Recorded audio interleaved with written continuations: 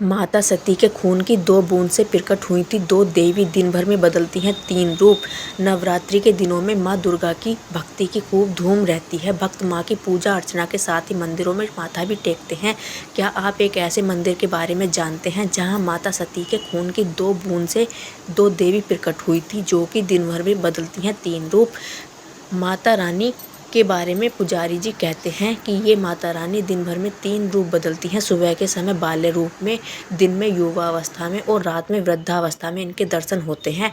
माता सती के अंग जिन स्थानों पर गिरे वो जगह शक्तिपीठ बोली गई और इन शक्तिपीठों पर आज भी पूजा अर्चना की जाती है। लोगों के बीच इन मंदिरों के प्रति गहरी आस्था है। माता के 52 शक्तिपीठों में से एक है देवास का मंदिर, जहाँ मान्यता के अनुसार देवी सती का कोई अंग नहीं बल्कि रक्त की 2 बूंद गिरी थी, जिसकी वजह से इसे जागृत अवस्था में माना जाता है। रक्त की 2 बूंद से बनी 2 देवियां तुलजा भवानी और चामुंडा देवी का स्वरूप मानी जाती हैं। इस मंदिर से जुड़ी हुई है एक खास कहानी। यहाँ के कुछ पुजारियों का कहना है कि दोनों देवियों के बीच बड़ी माँ और छोटी माँ के रूप में पूजा होती है और दोनों के बीच बहन का रिश्ता है। एक बार दोनों में किसी बात पर विवाद हो गया। विवाद से नाराज होकर दोनों ही माताएं अपना स्थान छोड़कर जाने लगी।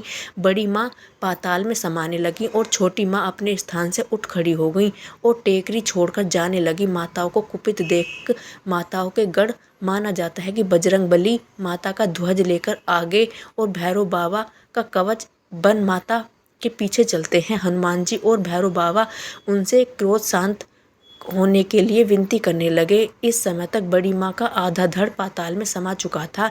वे वैसी ही स्थिति में टेकरी में रुक गईं। वहीं छोटी माता टेकरी से नीचे उतर रही थी। वे मार्ग अवरुद्ध होने से और भी कुपित हो गईं और जिस अवस्था में नीचे उतर रही थी उसी अवस्था में टेकरी पर रुक गईं। इस तरह आज भी माताएं अपने इन्हीं स्वरूपों में विराजमान है।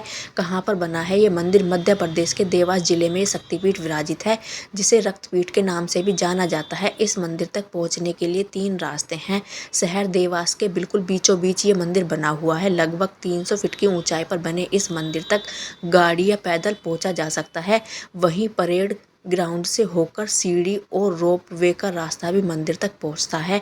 तो इस प्रकार आप इस मंदिर के दर्शन करने ज़रूर जाएं। जो भी लोग इस मंदिर में दर्शन करने जाते हैं, माता रानी उनकी पूजा अर्चना स्वीकार करती हैं और उनकी मनोकामना पूरी करती हैं।